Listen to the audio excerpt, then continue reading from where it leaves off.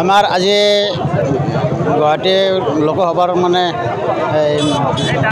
Nomination, গতিকে আমি মীৰাবৰ ঠাকুৰ বাইদেউৰ লগত আহিছোঁ, লগ দিছোঁ। আমাৰ এইবাৰ আশা আছে মীৰাবৰ বাইদেৱে বহুত ভোটত, বিপুল ভোটত জয়যুক্ত হ'ব বুলি আমি আশাবাদী। আপোনালোকে কিমানজন আহিছে? আমি মোটামুটি গৰৈমাৰীৰ ফালৰ পৰা 500মান মানুহ আহিছোঁ। আৰু আমি লোকসভা সমষ্টিৰ নমিনেশ্যন বা আমাৰ ফাইলিং হৈ গ'ল। আৰু ইয়াত অল ইণ্ডিয়া মহিলা কংগ্ৰেছ কমিটিৰ সভানেত্ৰী মহোদয়া শ্ৰীযুতা অলকা লাম্বা কাপুৰ উপস্থিত আছিল।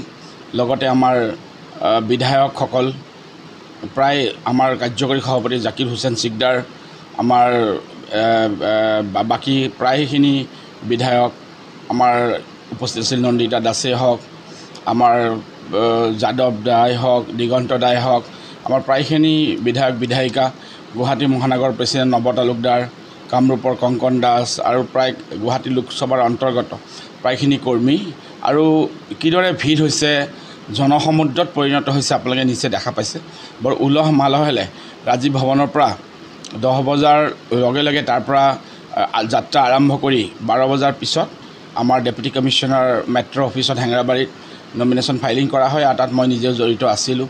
আমাৰ এলায়েন্স পাৰ্টনাৰ সকলো আছিলে। তেখেতসকলৰ আমাৰ স্বনামধন্য সাংসদ অজিত ভূঞা ছাৰ, তাৰপিছত আৰু এটা বেলেগ দলক ৰিপ্ৰেজেণ্ট কৰিছিলে ৰাছেল হুছেইন প্ৰমুখ কৰি, আৰু ভালেকেইজন আমাৰ এলায়েন্স পাৰ্টনাৰৰ বিষয়ববীয়াও আমাৰ আজি ইয়াত চামিল আছিল।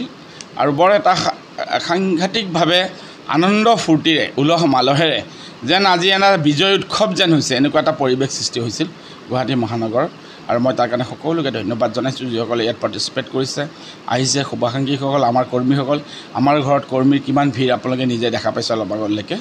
আৰু আজিৰ এই আমি মনোনয়ন দাখিলৰ দিনটোতেই এনেকুৱা এটা উলহ মালহৰ সৃষ্টি হৈছে। আৰু ভোটত আমি বহু ডিফাৰেঞ্চত গুৱাহাটী লোকসভা চিট আমি বিজয় হৈ ওলাই যাম।